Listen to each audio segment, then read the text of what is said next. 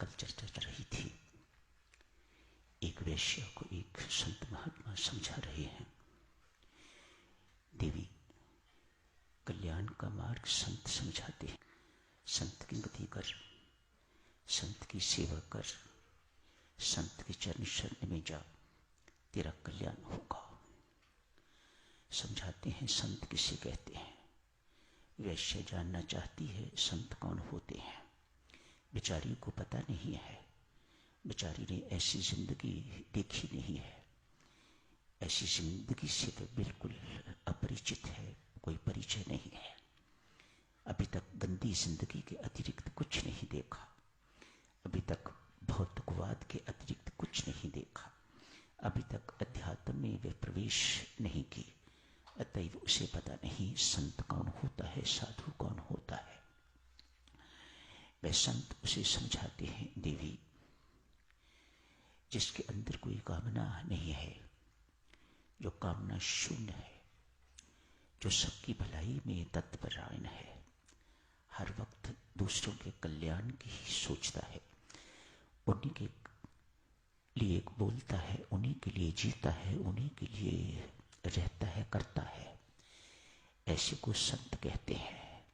देशी हो, विदेशी हो, महिला हो, पुरुष हो, काला हो, गोरा हो, इससे कोई फर्क नहीं पड़ता। उसका हृदय पवित्र होना चाहिए। संत का आचरण बहुत पवित्र होता है, दूसरों का हित करने वाला होता है। वे लोग विनम्र होते हैं, धैर्यवान होते हैं, विनयवान होते हैं। उनके अंदर ईर्ष्या, द्वेष इत्यादि की अग्नि ही नहीं जलती। भीतर से प्रेम से भरे हुए होते हैं, शीतल होते हैं। अतएव यही सब कुछ उनके सानिध्य से मिलता है। ऐसे की संगति करेगी तो तेरा कल्याण होगा, ऐसे संत महात्मा की सेवा करेगी तो तेरा कल्याण होगा। आज सत्संग ऐसे ही संत की चर्चा शुरू करते हैं। संत तुकाराम।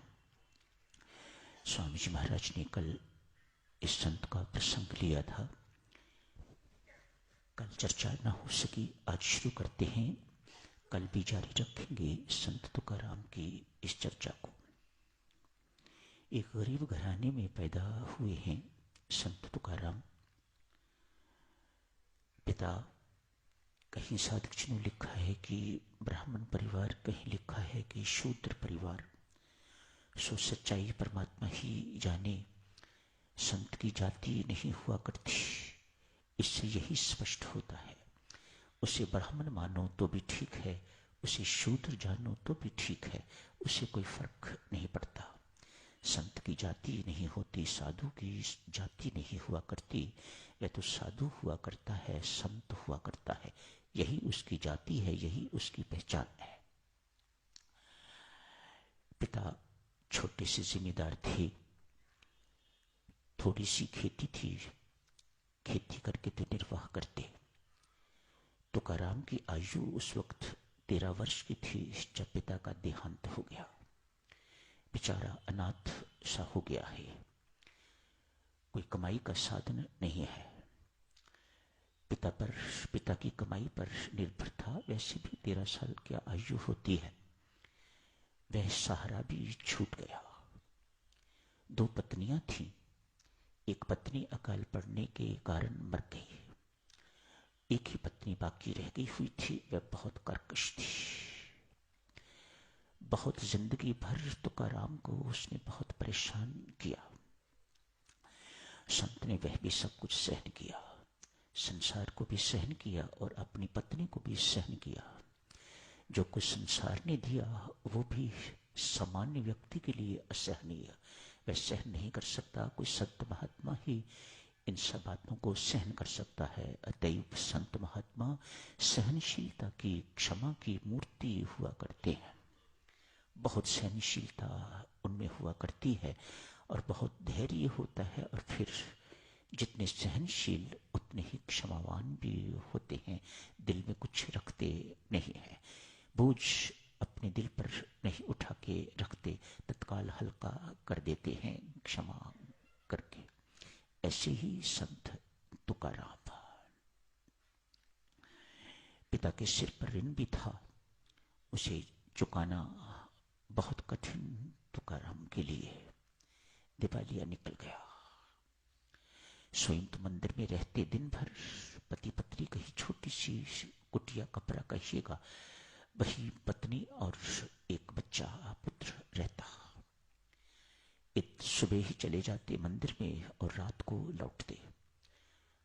बच्चों का कोई ध्यान नहीं, पत्नी का कोई ध्यान नहीं, परमात्मा की भक्ति में, विठ्ठल भगवान की भक्ति में मस्त रहते। रामकृष्ण हरि इनका मंत्र था, इस मंत्र का जप करते और विठ्ठल भगवान इनके इष्ट देव थे, उनकी उपासना करते, उनकी भक्ति में लीन रहते। पत्नी और पुत्र का कोई ध्यान नहीं, उनको खाने को मिला है कि नहीं मिला, इन्हें किसी प्रकार की कोई चिंता, किसी प्रकार की कोई परवाह नहीं थी। मंदिर में पड़े रहते, भिक्षा कोई दे जाता तो खा लेते, नहीं तो कई दिन भूखे ही रहते। लेकिन भक्ति का आनंद अपार लूटते, हर वक्त निमग्न रहते भक्ति में। पत्नी कभी कभी आके मंदिर में पति को कोस जाती। यदि यही सब कुछ करना था तो विवाह किस लिए किया था? यदि यही बैठे रहना था, यदि मेरा ध्यान नहीं रख सकते थे, अपने बच्चे का ध्यान नहीं रख सकते, तो फिर बच्चा पैदा क्यों किया? मेरे साथ विवाह क्यों किया? आगे कोस जाती, गाली इत्यादि निकल जाती। कभी कभी विठ्ठल भगवान को भी गाली निकाल देती। क्या तुझे मेरा पति ही, मेरा घर उजाड़ के रख दिया विठ्ठल तूने? क्या तुझे मेरा पति ही मिला था कि तू इनके अंदर शरीर में जाके इनके हृदय में निवास कर रहा है? आके ओपन गाली विठ्ठल भगवान को भी निकाल जाती। कभी कभी तुकाराम अपने घर भी चक्कर लगाते।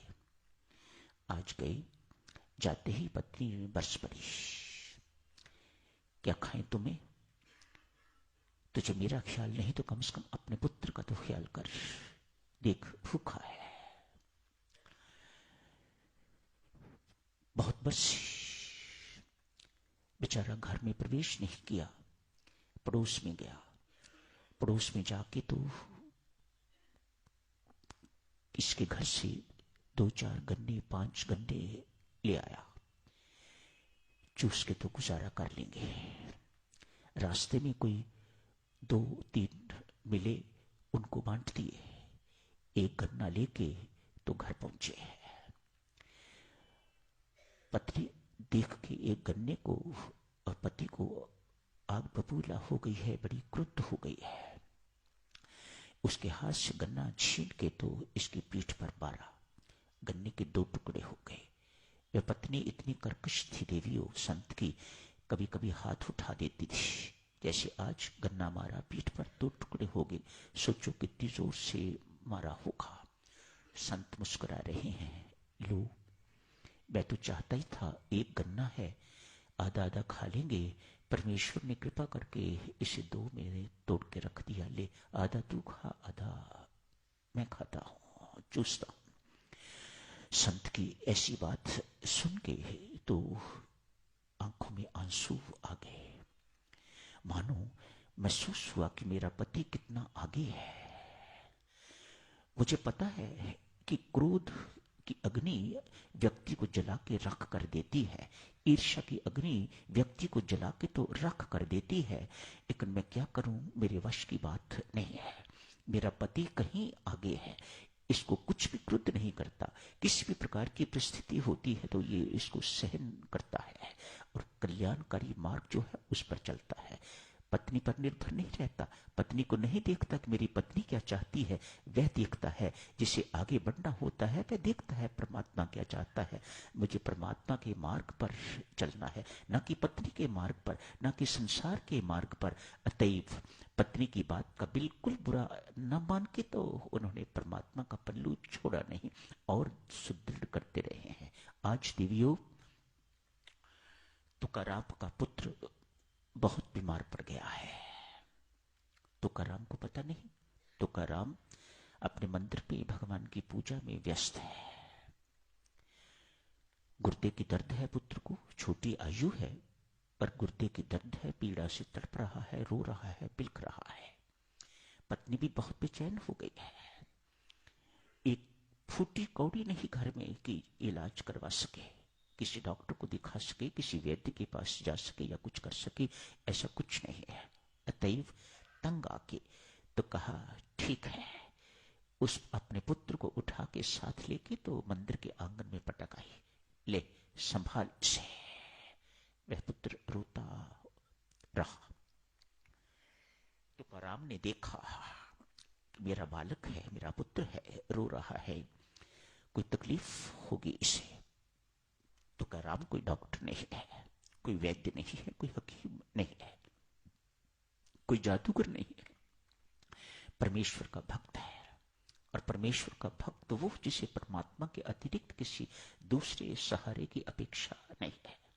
मेरी माताओं सज्जनों, इस बात को याद रखना, जहां दूसरा अपेक्षित होता है वहां परमात्मा पीछे हट जाता है। ये परमात्मा की शर्त है, अनमोल शर्त है उसकी, शर्तिया शर्त है उसकी। जहां मेरी ही आवश्यकता समझी जाती है मैं हर वक्त वहां हाजिर होता हूं। जहां किसी दूसरे का आसरा होता है मैं पीछे हट जाता हूं। ठीक है, जिसका आपको आसरा है आप उसी के आसरे चलिएगा, आप उसी का सहारा लीजिएगा। तुकाराम को परमात्मा के सिवा, विठ्ठल भगवान के सिवा किसी का आश्रय नहीं है। अतएव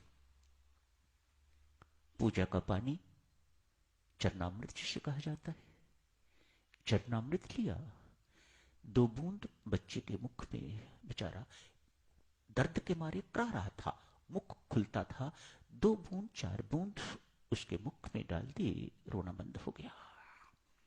लड़का बिल्कुल ठीक हो गया। मूत्र के माध्यम से बच्चे की पत्थरी भी बाहर निकल गई। ये घटना पुजारी ने देखी, इसका समाचार सारे गांव में फैल गया, पत्नी तक पहुंचा। अब पत्नी का हृदय पसीजा है, वह श्रद्धालु हो गई है अपने पति के प्रति एवं परमात्मा